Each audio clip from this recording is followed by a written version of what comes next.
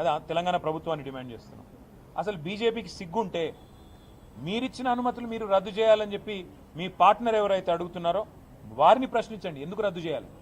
అసలు కేంద్ర ప్రభుత్వమే అనుమతి ఇచ్చి మళ్ళీ కేంద్ర ప్రభుత్వం ఆధీనంలో ఉండే జీఆర్ఎంబీ రద్దు చేయాలని చెప్పి ఎజెండాలో పెడుతుంటే సిగ్గు లేకుండా మాట్లాడడానికి బీజేపీ వాళ్ళకి మరి ఏ రకంగా మనసు వస్తుందో, ఏ రకంగా నోరొస్తుందో నాకైతే అర్థం కావట్లేదు. నీళ్లు, నిధులు, నియామకాలు వీటి ఆధారంగా జరిగిన ఉద్యమమే తెలంగాణ ఉద్యమం.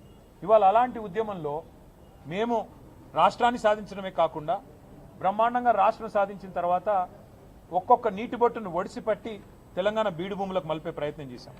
అది కాళేశ్వరం అయితేనేమి, సీతారామ అయితేనేమి, పాలమూరు రంగారెడ్డి ఎత్తిపోతల పథకం అయితేనేమి, ఇంకా చిన్న ప్రాజెక్టులు ఇంకా చాలా ఉన్నాయి, చనాక, కొరాట, ఇంకా అలాంటి ప్రాజెక్టులు ఎన్నో ఉన్నాయి.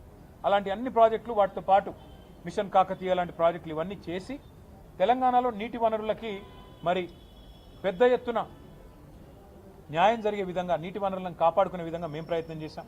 అందులో భాగంగానే అనుమతులు తెచ్చాం. ఇవాళ అనుమతులన్నింటినీ తుంగలో దొక్కుతాం. మా చెప్పు చేతుల్లో కేంద్ర ప్రభుత్వం ఉంది, కేంద్రం జుట్టు నా చేతుల్లో ఉంది కాబట్టి నేను ఆడిచ్చినట్టే ఆడాలని చంద్రబాబు నాయుడు గారు అనుకుంటే, చంద్రబాబు నాయుడు గారికి, ఆంధ్రప్రదేశ్ ప్రభుత్వానికి నేను విజ్ఞప్తి చేస్తా ఉన్నాను. మా నాయకుడు కేసీఆర్ గారు ఎప్పుడో చెప్పారు, బేసిన్లు లేవు, బేసిజాలు లేవు, నీళ్లు వాడుకుందామని చెప్పారు. కానీ మా కడుపు కొట్టి మా ప్రాజెక్టుల అనుమతులు రద్దు చేస్తామంటే మేము ఊరుకోం. మీరు పోలవరం కట్టుకుంటే మేమేం అనలేదే, మీరు పట్టిసీమ నీళ్లు లిఫ్ట్ చేసుకుంటుంటే మేమేం అనలేదే. ఇవాళ మేమేమంటున్నాం, మాకు వచ్చిన అనుమతులను చెడగొట్టకండి అంటున్నాం. మీరు కేంద్ర ప్రభుత్వం మా చేతుల్లో ఉంది కదా, కేంద్ర ప్రభుత్వం జుట్టు మా చేతుల్లో ఉంది కదా, నేను ఆడిచ్చినట్టు ఆడే చెంచాగాడు, ఇక్కడ తెలంగాణ ముఖ్యమంత్రి ఉన్నాడు కదా నా చెంచాగాడు అనుకుంటే తెలంగాణ రైతుల తరపున పోరాటం చేయడానికి మేము సిద్ధంగా ఉన్నాం. జల సౌదలో కనుక జరిగే మీటింగ్ని రాష్ట్ర ప్రభుత్వం, తెలంగాణ ప్రభుత్వం స్పష్టమైన నిర్ణయం తీసుకొని బాయ్కాట్ చేయకపోతే, ఎజెండా మార్చి వాటిని ఈ 7 అంశాలను, ఈ 7 ప్రాజెక్టుల అనుమతులు రద్దు చేసే అంశాన్ని తొలగించకపోతే తెలంగాణలో తప్పకుండా జల ఉద్యమం నిర్మాణం చేస్తామని మేము చెప్పాము. అవసరమైతే ఆ రోజు జల సౌద ముట్టడిస్తాం. జల సౌద ముట్టడించైనా సరే ఈ తెలంగాణ చేవగాని చేతగాని తెలంగాణ ప్రభుత్వాన్ని నిలదీస్తాం. తెలంగాణ రైతుల తరపున బీఆర్ఎస్ పార్టీ ముందుండి పోరాటం చేస్తుంది, వదిలిపెట్టదనే మాట మీకు తెలియజేస్తాం. 8+8 సున్నాని మేము ఉత్తగానే అనలేదు. 8 మంది బీజేపీ ఎంపీలు, 8 మంది కాంగ్రెస్ ఎంపీలు నిన్న పార్లమెంటులో కేంద్ర ప్రభుత్వం పక్క రాష్ట్రంలో ఉండే కెన్ బెత్వా ప్రాజెక్టుకు జాతీయ హోదా ఇచ్చింది. ఇవతల ఆంధ్రాలో పోలవరం ప్రాజెక్టుకు జాతీయ హోదా ఇచ్చింది.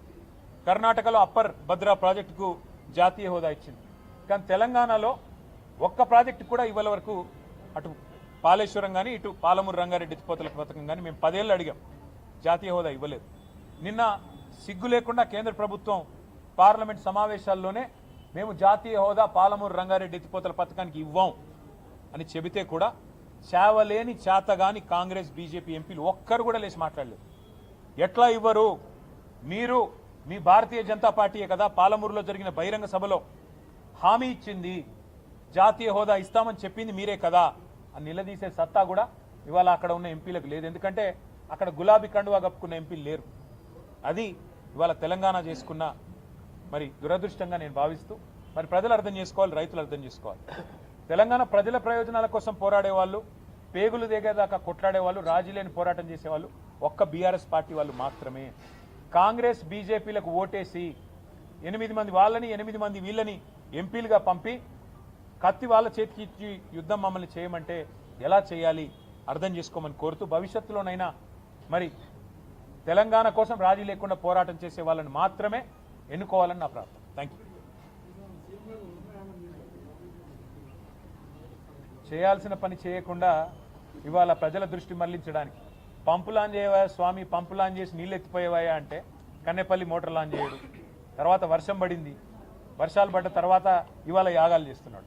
ఆయన బాధల్లో ఒకటే శ్రీనివాస్, ఆయన బాధ ఏమంటే నీళ్ళు ఇస్తే యూరియా ఇవ్వాలి, యూరియా ఇస్తే పంటలు పండుతాయి, పంటలు పండితే మళ్ళీ కొనుగోలు చేయాలి, కొనుగోలు చేయాలంటే మద్దతు ధర ఇవ్వాలి, ఆ తర్వాత మళ్ళీ బోనస్ ఇవ్వాలి. ఇదంతా ఇచ్చుడెందుకు? సపరేట్గా నీళ్ళు ఇవ్వకుండా ఎగ్గొడితే అయిపోతుందని చెప్పి ఇక్కడ నార్లాపూర్ పంపు లాంచ్ చేయడు, అక్కడ కన్నెపల్లి పంపు లాంచ్ చేయడు. వర్షం పడ్డది కాబట్టి ఇవాళ మళ్ళీ కొత్త కలరింగ్ ఇచ్చి నేనేదో చేస్తున్నా, నేను చేయడం వల్లనే వర్షం పడ్డది అన్నట్టు. ఇదే మహానుభావుడు కదా దేవతల మీద ఒట్టు పెట్టింది, ఒట్టు పెట్టి రుణమాఫీ మాట తప్పింది ఇదే మహానుభావుడు. కాబట్టి వరుణ యాగాలు కాదు చేయాల్సింది ముఖ్యమంత్రి గారు. యాగం చేస్తే తప్పులేదు, కానీ యాగంతో పాటు చేయాల్సిన పని చేయాలి. దైవ ఆశీర్వాదానికి మానవ ప్రయత్నం తోడవాలి. మానవ ప్రయత్నం ఏం చేయాలి? పంపులు ఆన్ చేయాలి. వర్షం పడుతుంటే కిందికి నీళ్లు పోకుండా, గురువు గారికి గురుదక్షిణ ఇవ్వకుండా, ఇక్కడ మన రైతాంగానికి దండం పెట్టి నీళ్ళు ఇచ్చే పరిస్థితి తెస్తే మంచిది.